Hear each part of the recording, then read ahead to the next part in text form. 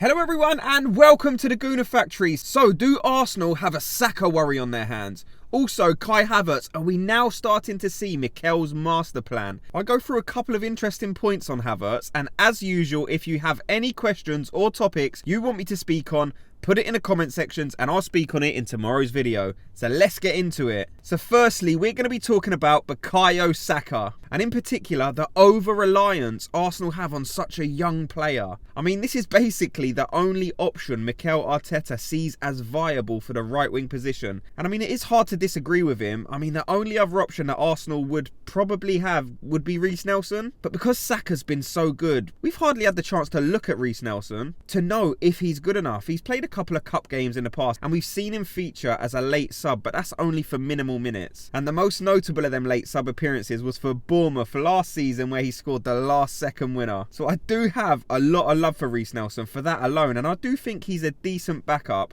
But for some reason, Arteta doesn't quite seem to trust him enough or think he's as good as Saka. But that is strange because I'm not sure a lot of people know this, but Saka and Nelson obviously used to play with each other a lot in the youth teams. And the player people thought would sort of have a stronger career in the senior ranks was Reiss Nelson. He was touted as the top prospect of all the youth teams he played for, but it just hasn't quite worked out for him yet. And that is, I guess, partly because Saka has just gone from strength to strength. And not only has he cemented his place in the Arsenal and England starting lineups, he's now recognised as not even just one of the best young wingers anymore, but one of the best wingers, period. And look, in terms of right wingers, I would probably only put Salah ahead of him, and that's only because Salah's been producing consistently for about 5 years now. But Salah's definitely peaked, and Saka has nowhere near peaked, in my opinion. I mean, he's only just turned 22, and you would expect a winger's peak to be, what, probably 26, 27? So this guy still has another 5 years of development to do, and he will develop playing under Mikel Arteta. I have no doubt about that. Especially when the amount of football he plays is also considered. But then that there is what leads you to the worry, because you have to wonder if he's being overplayed. And if that is even a thing, to be fair. You hear people all the time talking about, oh, you've got to be careful not to overplay someone. But how do you know if someone is actually being overplayed? Surely it has to be a case-by-case sort of thing. And also, the thing that puts my mind at ease a bit is the coaches have so much data, and the game almost seems to be run now by analysis and computers. So surely with Saka, they must be getting the feedback from all these different contraptions, if you like, and they must be happy with what they see. Right, so next we'll be talking about Kai Havertz, and has he now finally settled in at Arsenal? Look, we all know this transfer was surrounded by masses of noise from the media, rival fans, and to be fair, even some of our own fans, with a lot of people not really understanding why we went in for the German international. But he's been here for about 5 months now, and are we now just starting to see the big plan with Havertz? Now, myself and many others, when sort of Kai Havertz was first brought in, thought this transfer's all wrong. We got rid of Xhaka and brought in Reiss, who seemed an upgrade in that number 8 position that Xhaka was playing. But Reiss has played predominantly in the holding role,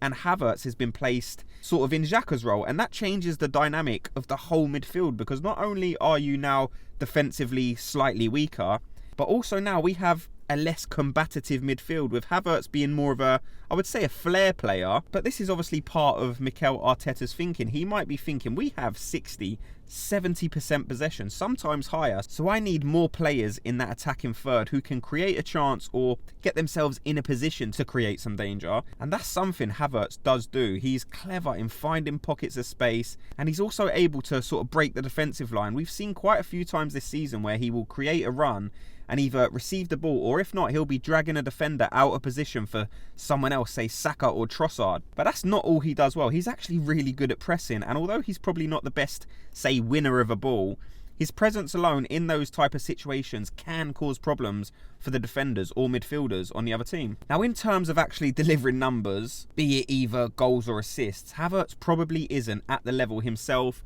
and even Mikel Arteta would like him to be at. But if he does start delivering numbers, then I can see why Arteta thought it would be a good idea to bring him in, because he does actually offer more than I thought he did when I was just watching him as a player for Chelsea. For example, now, do I think you can play him in a midfield three in every game? Probably not. The reason being, if we were playing away at either, I don't know, Etihad or Anfield, for example, you know, in them games, you're not going to have 70% possession. And I feel like those type of games, you have to have a combative, strong, workhorse midfield. And you can't play Havertz and Odegaard. You obviously play Odegaard because he does offer more in the final third, but then you have to have two almost holding midfielders, and that will hopefully be Reiss and Partey, which we know we haven't had the chance to see yet really this season. But that does make you wonder, why has Arteta brought Havertz in? Is it just to play against the lower tier teams? I'd love to know everyone else's thoughts on this, so please let me know in the comments section. And as I said, if you have anything you would like me to answer in tomorrow's video, put it in the comments section.